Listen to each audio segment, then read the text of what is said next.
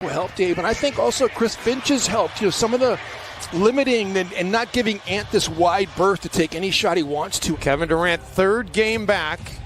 Did not start in his first game back after the hamstring injury, but did start against the Lakers, and the Nets lost the other night. 3 threes in the game. McDaniel's trying to answer back, and the Timberwolves are finally on the scoreboard.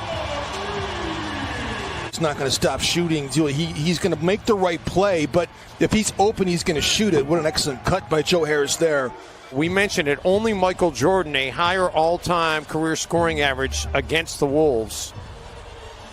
Rubio, nice finish at the rim for Ricky. Yes. Jaden McDaniels got a few, but he did actually a pretty good job against him, and it's going to be very interesting to see how he plays against Durant here. Durant able to get to the baseline and get separation for the bucket. He just makes these guys better. It's been really, we talk about being plug and play. I mean, what he's done for this Brooklyn Nets team has been a real shot in the arm as Durant knocks down another long jumper there. Was Nas slow to get on the play, so the Nets basically have a 5-on-4. Harris dumps it off, and a chance for an and one for Bruce Brown, who got hit as he put it up. Timberwolves' last 7 possessions, they've gone 0-4 and 3 turnovers. Russell ends the drought. They need D'Angelo Russell to kind of take over a little bit here, but they also need their guys to do their job. Vanderbilt gets into the game for Naz Reid here with, I was going to wonder what coach was going to do because Ed Davis was the guy. He either started or he got significant minutes. Davis has gone 30 straight games on the bench. Russell drills the 3, so 5 quick points out of D'Lo. And Edwards pulls down the rebound. Been a slow start offensively for Ant. 0 of 3 from the field. Edwards on the attack, and Ant with the finish at the rim. That goes right at DJ. Hadn't played in 3 straight games, getting some run here this afternoon. Unable to come up with the rebounds. Brown on the cut, no. Jordan, yes. Actually, that 3 now, Jim. He's in double figures with 10 after the 3. Looking for 13. Make it 13 for D'Lo. Passing of his mother, Jacqueline. Timberwolves, another turnover. They are just hemorrhaging turnovers, and the Nets are feasting on those turnovers. Brown underneath. Jordan, the reverse stuff. And Nas is also a little bit better resistance and is able to guard DJ as well as Anthony Edwards doesn't get back again. The Nets already have 13 assists on 17 made buckets. Easy money Sniper is going to be able to stay over there on the bench if this keeps up.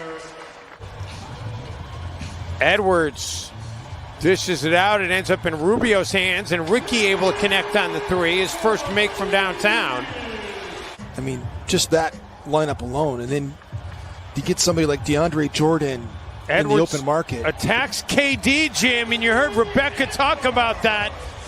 Their season low is 34. That was against Milwaukee. He attacks again. He needs to keep doing that type of thing. He didn't get the foul call, but then they only have 2 free throws as well, so him being aggressive is going to be great.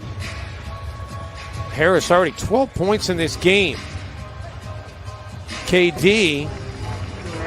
Box out by Landry Shamet there to keep Vanderbilt off the glass. And then Shamet on the other end drills the triple. That's 2 winning plays right there. Landry Shamet did a fantastic job of bodying him off the glass, and he didn't get the rebound, but neither did Vanderbilt, and then knocks down the triple. Edwards finally hits a 3, his first in 5 attempts. Started his career 0 for 11 from 3-point range against Brooklyn. See if he can start a streak now that he hit that one. Shamet, meantime, gets another 3 right back for the Nets.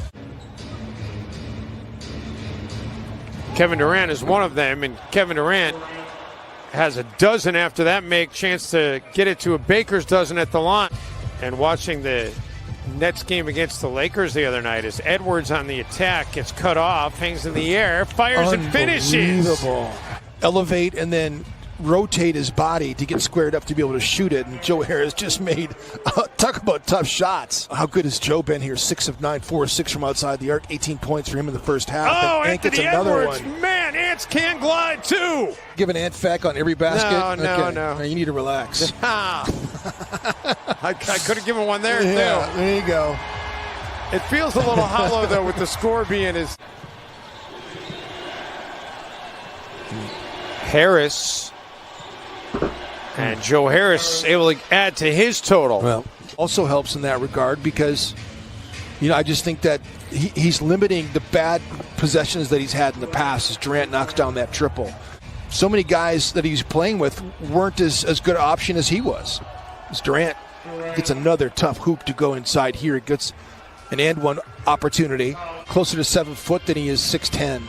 And then his release point is so high. Edwards able to stick with it, gets it to rattle in. He really did stick with that one, didn't he? Rubio fires the three. Reed can't pull down the rebounds. And the Nets quickly get it to Claxton. So close with the Clippers as well, except the Golden State Warriors were too difficult to beat. Harris knocks down the triple. That's his 5th of the game. Man, is he good. Finn comes in for him here, and he's had a long and excellent career, and he's found a home in Brooklyn. The amazing thing to me, Jim, is you look at Jeff Green's career. Who was it for you? Julius Erving. McLaughlin drills the three. It's good to see McLaughlin reach down to pick me up, and he said, "Nice block, young fella," and I was like surreal. It was a surreal moment. As Anthony Edwards knocks down a triple right in the face of Blake Griffin. That's got to be fun. Edwards talking about wanting to play Kevin Durant, but I was thinking about when I first got into the league and I had to play against Cheryl Swoops, and it wasn't as fun as I thought it was going to be, you guys. Yeah, that's crazy. You saw it from both sides, Jim. I certainly did. Yeah. Durant back on the floor, a little bit of a mild surprise.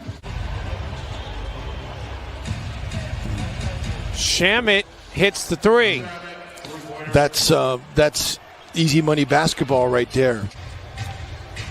First-year coaches have been ruling the day, haven't they?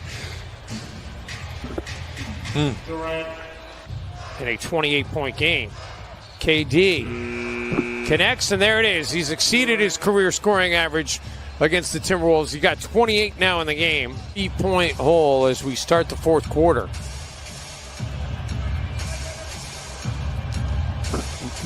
Wawu Cabarro able to connect on a frankly shocked. He's played 24 minutes in the game, and as DeAndre Jordan gets one to go down. Edwards has not been dialed in on the three-point stroke tonight. He's 2 for 10. Edwards has gotten up 21 shots in the game. KD, he's got no problem hitting threes. Bally Sports Plus. That's the first time. That was the first faux pas since the changeover. I knew one was going to come. I knew you were going to self-correct, so I sat over here and just waited for it to happen. Jordan for Durant. Back to Jordan. You could see that forming, couldn't you?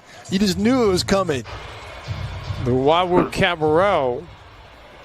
Yet another rebound for Brooklyn.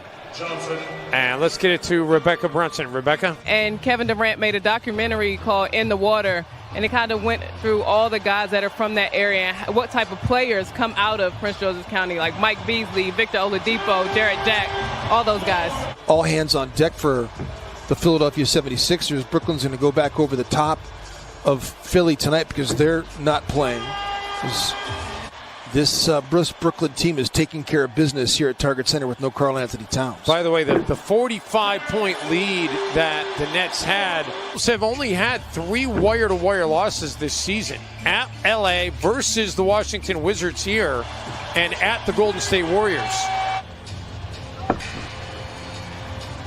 By the way, Kevin Durant, Jim, you look at his numbers for the season, the numbers we showed you a short time ago were his career averages. His numbers for the season. Chris Finch keeping D'Angelo Russell's powder dry here in the second half is pulling for Steve Nash.